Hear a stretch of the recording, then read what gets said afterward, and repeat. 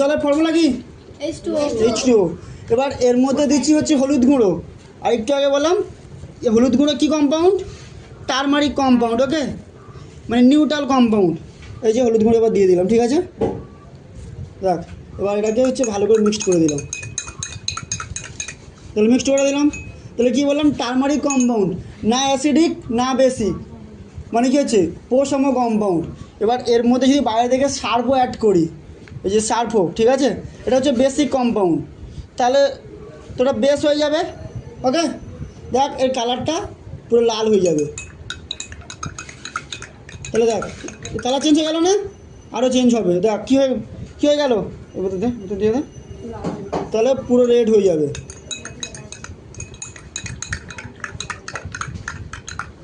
তাহলে দেখ চেঞ্জ হয়ে গেল না কালার? কী হলো? রেড হয়ে গেল। আরও আছে, পুরোটা দিয়ে দিয়ে এর উপর, আরে হাতের উপর দিয়ে দিলাম, অসুবিধা নেই, আচ্ছা। তাহলে এই যে দিয়ে দিলাম, তাহলে দেখ পুরো রেড হয়ে গেল। এবার তো এটার আগে কী কালার ছিল? হলুদ। কী হয়ে গেল? রেড হয়ে গেছে। আবার ফের ব্যাগে নিয়ে আসবো, আবার ফের হলুদ করব। এবার কী করে করবো? এবার লেবু দেবো। তাহলে কি এইটা অ্যাকচুয়ালি খার হয়ে গেছে, আবার লেবু দিলে কী হবে? ফের পোষম হয়ে যাবে। তার মানে যেরকম বা কালার সেরকম হয়ে যাবে, বুঝতে পারলি?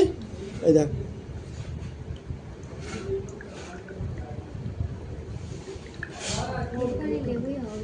হয়ে যাবে তো, অলরেডি হয়ে গেছে। তাহলে দেখতে পাচ্ছিস হলুদ হয়ে যাচ্ছে, তা বুঝলি? তা যেরকম কাজ আবার সেরকম হয়ে গেল। কার কী হলো? আবার পোষম হয়ে গেল, মানে আবার টারমারিক কম হয়ে গেলো। দেখ কত সুন্দর হলো, পুরো হলুদ হয়ে গেছে না? দেখ যেরকম ছিল সেইরকম হয়ে গেছে, দেখতে পেলি? এটাই হলো সায়েন্সের ম্যাজিক। যেমন ছিল প্রথমে হলুদ ছিল, তারপর লাল করলাম, আবার ফের হলুদ করলাম, হয়ে গেলো, ব্যাস, বন্ধ করতে।